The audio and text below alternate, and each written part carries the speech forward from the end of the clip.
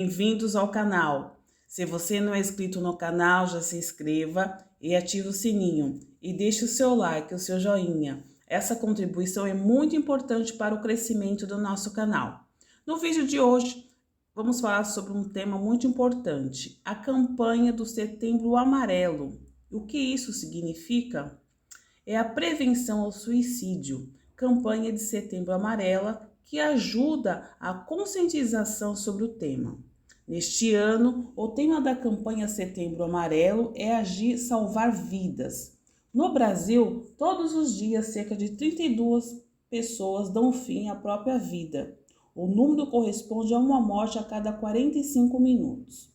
A data foi criada pela Associação Internacional para a Prevenção do Suicídio e pela Organização Mundial da Saúde, que é a OMS. E para chamar a atenção de governos e da sociedade civil para a importância do assunto, o Setembro Amarelo é a campanha que marca o mês dedicado à prevenção ao suicídio. A campanha é uma iniciativa do Centro de Valorização da Vida, que é o CVV, e da Associação Brasileira de Psiquiatria e do Conselho Federal de Medicina. Dentro desse tema, falaremos também das pessoas com transtornos mentais. Pode se aposentar? Interaja conosco e mencione qual assunto você gostaria que o canal abordasse. Será um grande prazer interagir com vocês. Eu peço a vocês que fiquem até o final do vídeo para você ficar informado sobre todos os assuntos. E não se esqueça de deixar o seu like e compartilhar para chegar ao maior número de pessoas essas informações. Vamos lá? O mês de setembro chegou e com ele o Conselho Federal de Medicina e a Associação Brasileira de Psiquiatria nos faz lembrar da campanha Setembro Amarelo. E o objetivo é a conscientização na prevenção do suicídio. É um alerta e, ao mesmo tempo, um momento de reflexão sobre os quais presentes transtornos mentais podem estar ou cercar as nossas vidas. Depressão, ansiedade, pânico, transtornos alimentares e dependência química são patológicas que podem gerar direito a benefícios previdenciários. Em média, são registrados cerca de 12 mil suicídios todos os anos no Brasil e mais de 1 milhão no mundo. Desses casos, cerca de 96,8% estão relacionados a transtornos mentais. No topo da lista está a depressão, seguida do transtorno bipolar e abuso de substâncias. Transtornos mentais e o INSS. É importante salientar que as doenças psiquiátricas podem ocasionar incapacidade para o trabalho, isto é, impossibilidade do trabalhador continuar exercendo suas atividades laborais. Nesse cenário, surge a previdência social como uma garantia ao bem-estar do cidadão, em razão do seu quadro de saúde. Os transtornos mentais e comportamentais foram a terceira causa de incapacidade para o trabalho, considerando os benefícios por incapacidade concedidos no período de 2012 a 2016. Ainda segundo as estatísticas das concessões de benefícios relacionados a transtornos mentais, 56,98% é destinado às mulheres. Por outro lado, a duração média do benefício é superior para os homens. Pessoas com transtornos mentais podem se aposentar? Muitas pessoas não sabem, mas quem é diagnosticado com os transtornos mentais pode ter direito a vários benefícios previdenciários. Isso porque desse transtorno pode incapacitar o segurado para as atividades ou diminuir sua capacidade laboral. Vários são os tipos de transtornos mentais e cada um deles tem sua particularidade. O que é um transtorno mental?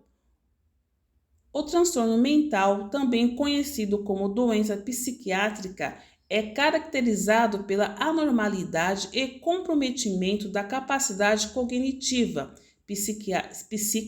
psíquica ou mental das pessoas. A origem desses transtornos pode ser ocasionada por diversos fatores, principalmente por predisposição genética, problemas hormonais, alterações bioquímicas da produção de neurotransmissores cerebrais, por fatores externos como o estresse, que é desencadeado ao longo da vida. E o transtorno mental atinge a instabilidade da consciência da pessoa e geralmente está ligado a doenças como depressão e ansiedade. Eu poderia falar um pouco mais sobre o transtorno mental, mas como é a área de expertise, vou dar por aqui, pois posso me equivocar em algum ponto deste tipo de doença tão severa e grave às pessoas. Transtornos mentais mais comuns no INSS. Existem várias doenças psiquiátricas e cada uma delas tem sua particularidade. Dentro do INSS, não importa exatamente qual tipo de transtorno mental a pessoa tem, mas sim o que ela causa no segurado. Tudo isso é avaliado pelo médico na hora da perícia médica. Uma doença pode incapacitar a pessoa de forma total e temporária para o trabalho, sendo o caso de auxílio-doença. E outra pode incapacitar de forma total e permanente, caso esse de aposentadoria por invalidez. Tudo depende de como o perito avalia. Cada caso é um caso. Mas por que falei tudo isso? É para você entender que, independentemente de sua doença psiquiátrica, você pode ter chance de conseguir um benefício dentro do INSS. Os transtornos mentais mais comuns vistos no INSS são transtornos esquizoafetivos, transtorno bipolar, transtorno do espectro autista, transtorno de ansiedade, como síndrome de pânico, fobias e etc., transtorno devido ao uso de álcool, transtornos depressivos e transtornos obsessivos compulsivos. Direitos previdenciários das pessoas com transtornos mentais. Vários são os direitos previdenciários destinados às pessoas com doenças psiquiátricas. São eles: direito à aposentadoria da pessoa com deficiência, direito ao auxílio por incapacidade temporária, que é o antigo auxílio-doença, E tem o direito à aposentadoria por incapacidade permanente, antiga aposentadoria por invalidez. Direito ao auxílio-acidente, direito ao benefício de prestação continuada, que é o BPC, que apesar de não ser um direito previdenciário, é sim assistencial. A pessoa com transtornos mentais pode ter acesso. A aposentadoria da pessoa com deficiência. Segundo a definição legal, é considerada a pessoa com deficiência aquela que possui impedimentos a longo prazo de natureza física, mental, intelectual ou sensorial que impossibilitem sua participação de forma plena e afetiva na sociedade, em igualdade de condições com as demais pessoas. Perceba que existe um impedimento a longo prazo de natureza mental e intelectual. Portanto, fica evidente que as pessoas com transtornos mentais podem ser consideradas pessoas com deficiência, e isso ocorre na maioria das vezes. Uma vez constatada essa situação, o segurado terá direito à aposentadoria da pessoa por deficiência. Nesse benefício, existem duas modalidades de aposentadoria: a aposentadoria da pessoa com deficiência por idade, E falaremos mais sobre a importância da perícia para quem possui transtornos mentais. A aposentadoria de pessoa com deficiência por tempo de contribuição. Independente da modalidade escolhida, você consegue se aposentar bem antes em relação aos demais benefícios, exceto a aposentadoria por invalidez. Principalmente se escolher a modalidade por tempo de contribuição. Isso porque na modalidade de tempo de contribuição é levado em conta o grau de sua deficiência. Quanto mais grave, mais cedo você consegue se aposentar. Isso será avaliado pelo médico na perícia médica. Auxílio por incapacidade temporária. Este benefício, antes conhecido como auxílio-doença, é destinado aos segurados que estão incapacitados de forma total e temporária para o trabalho. O auxílio é pago quando você fica afastado por 15 dias de forma ininterrupta ou num período de 60 dias, ou seu trabalho em conta da sua doença psiquiátrica. Isso porque ocorre nos casos de transtornos que deixam a pessoa desestabilizada por um período de tempo, mas que, após um tratamento, consigam voltar ao trabalho.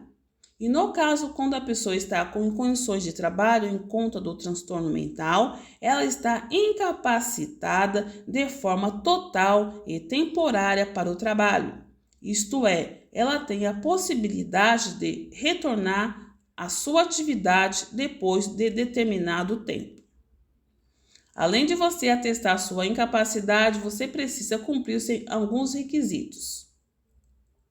Qualidade de segurado está contribuindo para o INSS ou está em período de graça, cumprir uma carência de 12 meses. Quando esse último requisito pode ser que você não tenha o que cumprir.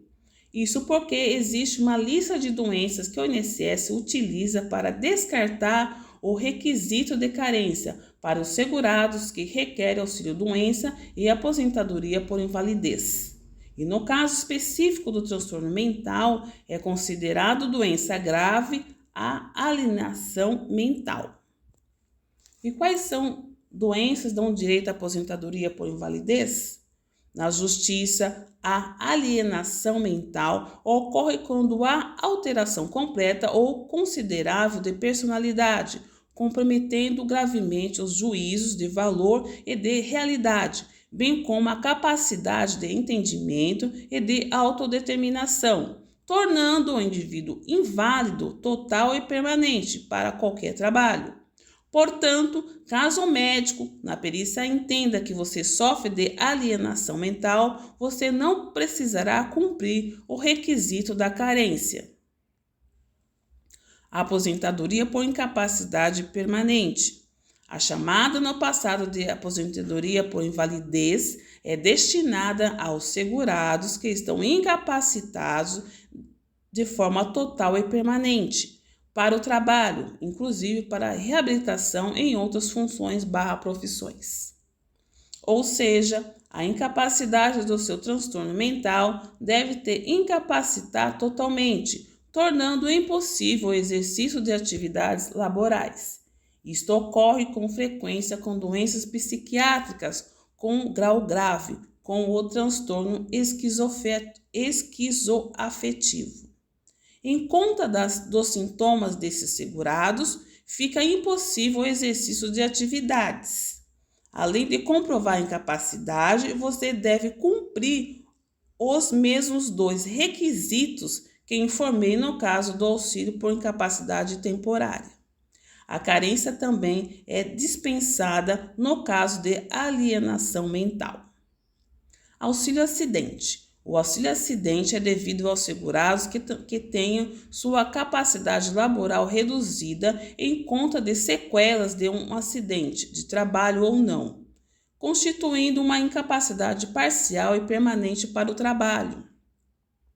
Isso significa que tem direito ao benefício quem te acidentou e, em conta disso, não consegue exercer as mesmas atividades nas mesmas condições que anteriormente, e em conta das consequências do acidente.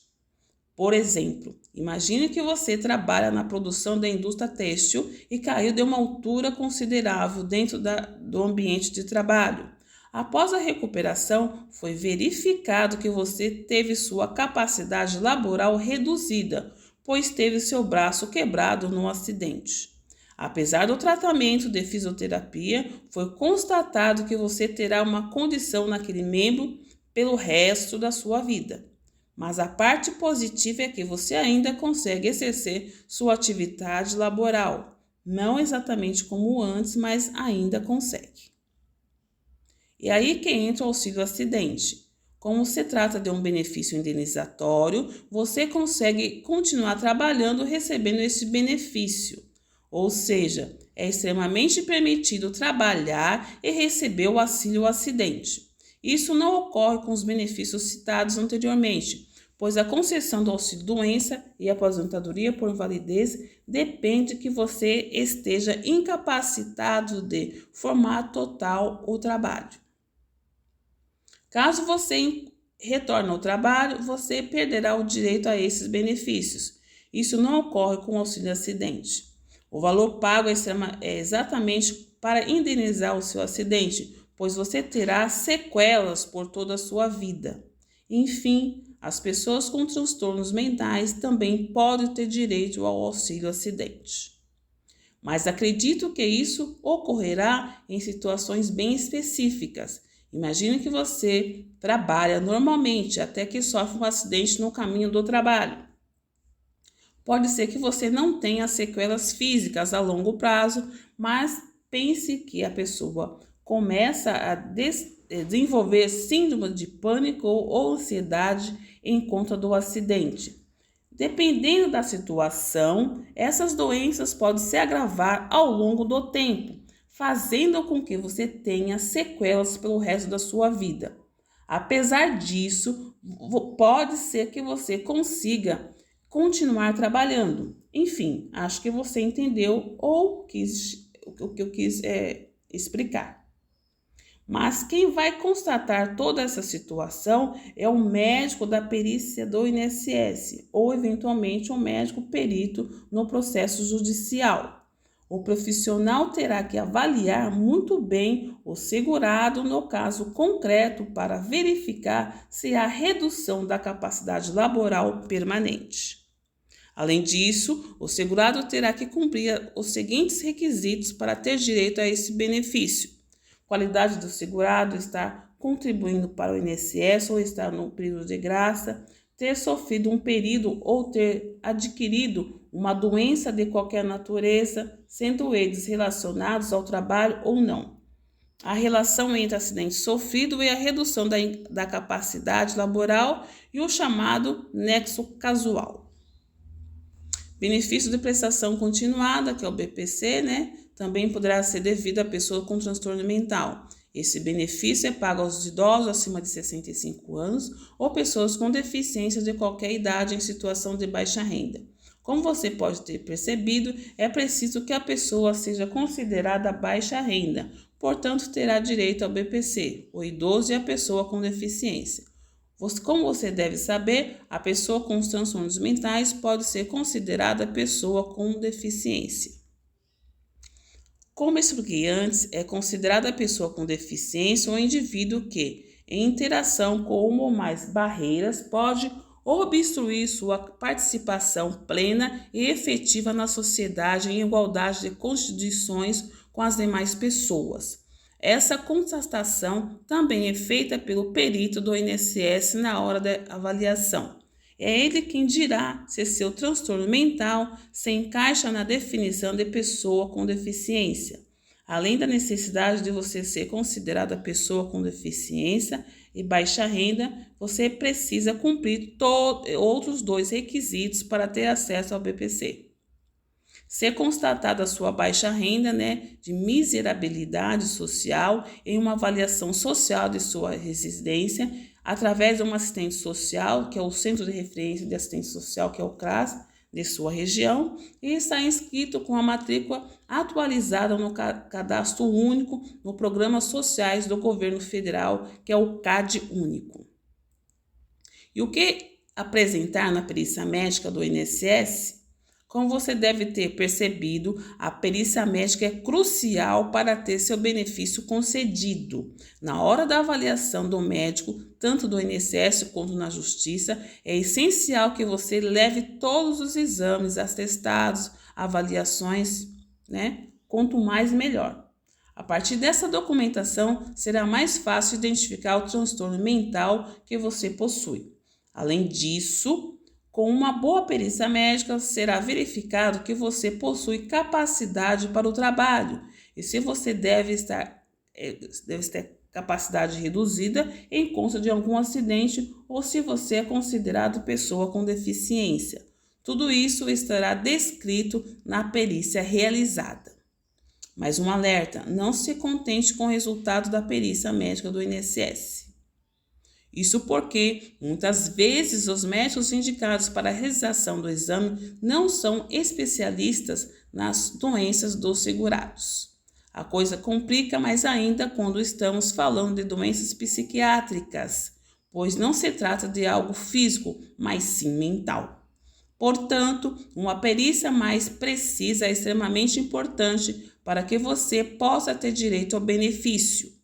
Caso a resposta da perícia seja algo que não reflita a sua realidade, você pode partir para uma ação judicial. E na perícia judicial, o perito indicado será especialista em transtornos mentais, em princípio. Além disso, você pode indicar assistentes técnicos para auxiliar o perito judicial. Parece muito mais justo. Você concorda? Possíveis respostas do perito. Na perícia administrativa ou judicial, o perito pode dar as seguintes respostas em decorrência do seu transtorno mental: atestar que a pessoa se enquadra no conceito da pessoa com deficiência e o grau que a doença é psiquiátrica, caso esse seja, no caso de aposentadoria de pessoa com deficiência. Atestar a incapacidade total e temporária para o trabalho, caso esse caso de auxílio por incapacidade temporária. Atestar a incapacidade total e permanente para o trabalho, caso esse de aposentadoria por incapacidade permanente. E atestar a incapacidade parcial e permanente para o trabalho, com redução laboral permanente, caso esse de auxílio-doença. E atestar a capacidade laboral, caso esse que a pessoa deverá retornar ao trabalho e terá seu benefício negado. Atestar que a pessoa se enquadre no conceito de pessoa com deficiência com o benefício de prestação continuada, caso esteja requerendo esse benefício. Com exceção do BPC, se você for solicitar um auxílio-doença, pode ser que na sua perícia você tenha alguma das opções citadas acima. Portanto, pode ser que você solicite o auxílio por incapacidade temporária e saia com uma aposentadoria por incapacidade permanente. O contrário também pode ocorrer. Portanto, preste bastante atenção ao resultado da perícia. E como funcionará o acréscimo de 25% no valor do benefício? Você deve saber que existe um adicional de 25% para a aposentadoria, não é? Já falei sobre esse tema. Mas esse é um adicional pago aos aposentados que precisa de uma assistência permanente de outra pessoa, como um cuidador, para a realização das atividades básicas do seu dia a dia. Portanto, a primeira coisa que você deve ter percebido é que somente o aposentado pode ter direito a esse acréscimo. Assim, o auxílio-doença e o auxílio-acidente não podem ter o adicional de 25% no valor do benefício. Vamos em frente? O INSS entende que somente algumas situações levam a pessoa a ter o acréscimo. Falando especificamente no caso de pessoa com transtornos mentais, é possível o adicional de 25% em caso de alterações das faculdades mentais com grave perturbação da vida orgânica e social. O acréscimo também é pago nos casos de incapacidade permanente para as atividades da vida diária. Se você tiver outro caso específico, fora os que eu citei, e que necessite da sua assistência permanente de um terceiro, você pode tentar uma ação judicial para discutir seu direito. Mas, inicialmente, você deve passar pelo INSS, pois é no instituto que você deverá realizar o pedido do adicional de 25%. Será feita outra avaliação médica para verificar a sua situação de saúde e se você possui direito ao aumento do seu benefício. E aí, pessoal, vocês gostaram dessas informações? Então se prepare que nos próximos vídeos traremos novas informações. Muito obrigado por ter ficado até o final.